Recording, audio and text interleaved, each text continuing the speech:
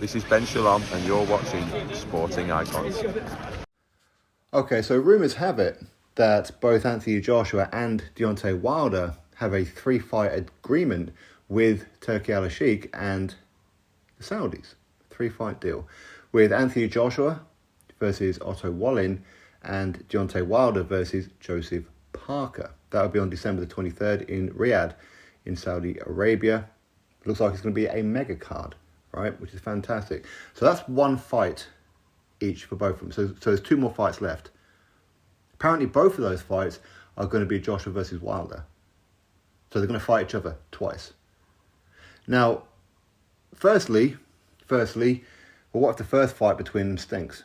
And nobody's going to want to see the rematch. There's that one. But if you were to look at it all without looking at the bigger picture, you can go, well, actually, you know what? They're good fights, they're decent fights, and it's a hell of a card. A hell of a card. So what's the problem? And I totally agree with you. I would totally agree with you on all that. But of course, when you look at the bigger picture, you can kind of see that Anthony Joshua versus Otto Wallin, okay, that fight makes sense. And the reason that fight makes sense is because, as we know, and again, I've done videos on this one, Fury versus Usyk on February 17th in Saudi for Undisputed, the winner of that fight will be pretty much immediately stripped of the IBF World Heavyweight Championship once the rematch clause is activated. And currently in line for that one will be Filip Hrgović versus Otto Wallin. So I can understand Joshua versus Wallin, because if Joshua was to beat Otto Wallin, then he's in line for that title. But Wilder versus Parker, while I love that fight, I really do, it's pointless. You may as well have Wilder versus Hrgović. Then the winners of those 2 fights can then fight each other for the vacant IBF title. That's how I would see it. Does that make sense? Because at least then, maybe, if Anthony Joshua and Wilder are successful, you could have them 2 fight each other for the vacant IBF World Heavyweight Championship. Makes that fight bigger.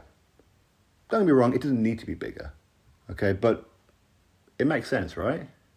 Well, at least to me it does. But as I said before, it's a hell of a card. It is. You know, just take away the politics, take away the forward thinking. It's a great card by the looks of it. If the rumours have it that are true, okay? Which everybody's in London. There's going to be a press conference today in London. So, but it's risky though. It's very, very risky. What if Otto Wallin goes in there and does to Anthony Joshua what he done to Tyson Fury? Bust up his face, causes massive amounts of cuts and all that kind of stuff. Maybe beats Anthony Joshua. What then?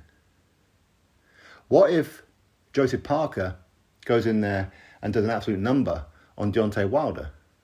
Knocks him out, beats him on points, whatever. What then? Is the big fight going to be Joseph Parker versus Otto Wallin?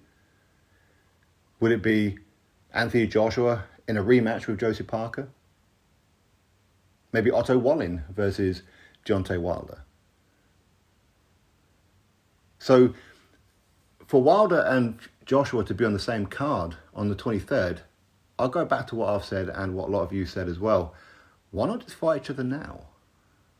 Why risk it?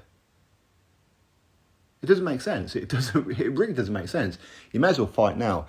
The WBC have a convention going on currently, and they're going to order Joshua versus Wilder for the WBC interim title, i.e. the mandatory position. So why risk it? Why not just get that on now? Because anything can and does happen, especially in the heavyweight division. Just takes that one punch, that one moment. That's all it takes. Up and down the weight divisions, of course, but especially in the heavyweight division. It's very, very risky. Very, very risky. For me, I wouldn't do it. But hey, it is what it is. But as I said before, it's a hell of a card. I'm very interested in Joshua versus Wallin. I'm very interested in Wilder versus Parker. And the fact that Hrgović is meant to be on this card as well, I said he should be fighting Wilder in my opinion. Or maybe have Parker versus a Bacoli or however, or a Frank Sanchez or a Makhmudov. whatever. But anyway, listen, that's my thoughts on it all. Apparently, both Joshua and Wilder have a 3-fight deal with the Saudis starting December 23rd. Then them two are going to have back-to-back fights they're on after. If, of course, they get through the first fight on December 23rd. Let's wait and see. Drop your thoughts below. Click thumbs up, subscribe. Catch you next video.